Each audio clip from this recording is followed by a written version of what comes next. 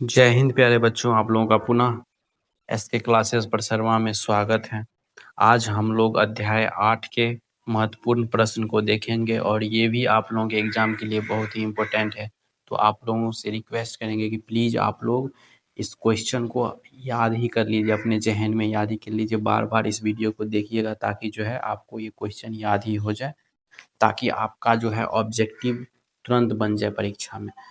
तो ये परीक्षा के लिहाज से बहुत ही आप लोगों के लिए महत्वपूर्ण है। तो अध्याय 8 अंतर्राष्ट्रीय व्यापार आज हम लोग समझेंगे इसके ऑब्जेक्टिव को। प्रश्न 1 है, दो देशों के मध्य व्यापार क्या कहलाता है? देखिए, हम लोग जिस जिस क्षेत्र में रहते हैं उसमें उस क्षेत्र में भी व्यापार होता है। तो व्यापार क्या होता है? व्यापार का मतलब होता है कि आप अपने जीविकोपार्जन करने के लिए किसी दूसरे के ज़रूरत को पूरा करते हैं और उसके बदले में आप जो है उससे कुछ डिमांड करते हैं अपना लाभ पहुँचाने के लिए, अपने घर के जीविकोपार्जन के लिए। तो व्यापार वही हुआ, लाभ, एक तरह से एक लाभ ही हुआ, कमाना। तो दो देशों के बीच व्यापार को हम लोग बोलते हैं अंतर्राष्ट्रीय व्यापार। निम्नलिखित में कौन सा एक स्थलबद्ध पोताश्रय है? स्थलबद्ध पोताश्रय का मतलब ऐसा पोताश्रय जो चारों तरफ से जमीन से ही घिरा हो। समझ गए? चारों तरफ से उसमें स्थल ही स्थल है, जमीन ही है, उसको हम लोग स्थलबद्ध पोताश्रय कहते हैं। मिट्टी, तो विशाखापत्तनम जो है वो स्थलबद्ध पोताश्रय है। अब पोताश्रय का मतलब क्या होता है? बंदरगाह, जहाँ पे बहुत सारे जहाज का जो है क्या होता है, बहुत सारे जहाज वहाँ पे लगते हैं, स्टैंड रहता है उसका। भारत का अधिकांश विदेशी व्यापार किस मार्ग में वहन होता है? तो समुद्र और वायु द्वारा। भारत का जो विदेशी व्यापार, विदेशों के साथ जो व्यापार होता है, विदेश से जो भी मटेरियल खरीदते हैं, तो विदेश से क्या सब आता है? आप जो मोबाइल फ़ोन यूज कर रहे हैं उसका जो जितना भी पार्ट रहता है वो सारा विदेश से ही आता है। मतलब बहुत सारा चीज़ जो है विदेश से है। एक हम उदाहरण दिए, इलेक्ट्रिक वाला जितना भी सामान है घर में जो लगता है, बल्ब वुल्ब, ये सब का जो है, ये सब ज़्यादातर जो है भारत से बाहर ही बनता है। ये समझिए ना आप, ज़्यादा चीज़ जो है वो खरीदने वाला चीज़ जो है, जो इक्विपमेंट रहता है इलेक्ट्रॉनिक सामान से लेकर के जो मशीन, छोटा मोटा मशीन वाला जो पदार्थ होता है, सारा चीज़ जो है वो विदेश से ही आता है। और वो ज़्यादातर किस मार्ग से आता है? तो समुद्र मार्ग से और वायु मार्ग से। वायु मार्ग से एरोप्लेन के द्वारा और समुद्र मार्ग से जो है जहाज के द्वारा। वर्ष 1950-51 में भारत के वैदेशिक व्यापार का मूल्य कितना था? तो 1950-51 में, जिस समय भारत पूरी तरीके से आज़ाद ही हुआ था, आज़ादी के समय में कब इसका जो वैदेशिक व्यापार था, विदेशों के साथ जो व्यापार हो रहा था, वह कितने रुपये का व्यापार हो रहा था? तो 1214 करोड़ रुपये का व्यापार हो रहा था। पांचवा क्वेश्चन है, वर्ष 2016-17 में भारत के कुल विदेश व्यापार का मूल्य कितना था? तो 16-17 में जो है अब विदेश व्यापार का मूल्य कितना हो गया? अब समझिए, 50-51 में 1200 के आसपास था, 12, देख ही लीजिए, 1214 करोड़ रुपया। और उसके बाद जो है 2016-17 में बढ़ करके कितना हो गया है? अब 2016-17 में बढ़ करके कितना हो गया है? 44,29,762 करोड़ रुपये। अब इतना व्यापार का मूल्य बढ़ गया है। उसके बाद है वर्ष 2016-17 में भारत का व्यापार संतुलन कितना था? तो -7,25,082 को। व्यापार संतुलन का मतलब क्या होता है कि जितना आप लोग आयात किए, खरीदे, उससे जितना खरीदे और कितना बेचे। तो भारत में क्या होता है कि भारत का जो व्यापार है उसमें ज़्यादातर खरीदा जाता है। मान के चलिए आप 100 रुपये का जो है सामान खरीदे हैं और सिर्फ ओनली फॉर 80 रुपया को बेचे हैं, 80 रुपया का सामान जो है बेचे हैं। तो व्यापार संतुलन क्या हो गया? दोनों को घटाइए, आयात में से निर्यात को घटाइए। आयात मतलब होता है खरीदना, निर्यात मतलब होता है बेचना। तो उस दोनों में से घटाएंगे तो क्या हो जाएगा? -20।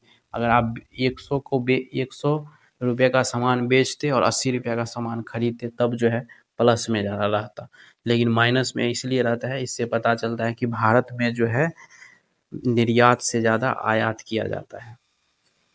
वर्ष 2016-17 में निर्यात में विनिर्मित वस्तुओं का हिस्सा कितना था? तो निर्यात जो है भारत करता है 73.6%, यानी 73.6% निर्यात किया, मतलब बेचा। विनिर्माण वस्तुओं को, विनिर्मित वस्तुओं को, मतलब कि फैक्ट्री सब में जो वस्तु बनता है उसको बेचा।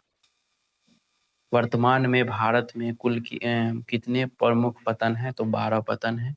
पतन का मतलब क्या होता है? जिसको हम लोग बंदरगाह बोलते हैं, वहीं पे जो है जो भारत का जितना भी विदेशी व्यापार के थ्रू सामान उमान आता है तो वहीं पे वो स्टैंड लेता है, रुकता है, और उसी से वो सभी देशों में, सभी राज्यों में ट्रांसफर किया जाता है। देश का सबसे बड़ा प्राकृतिक पतन कौन सा है? तो मुंबई। मुंबई जो है भारत देश का सबसे बड़ा प्राकृतिक पतन है। भारत का विशालतम कंटेनर पतन कौन सा है? तो जवाहरलाल नेहरू पतन।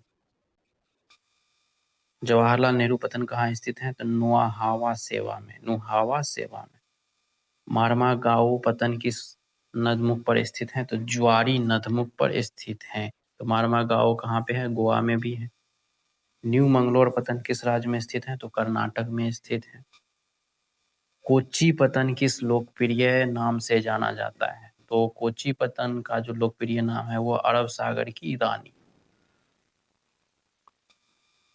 कोलकाता पतन किस नदी पर स्थित है? तो कोलकाता पतन जो है वो हुगली नदी पर स्थित है।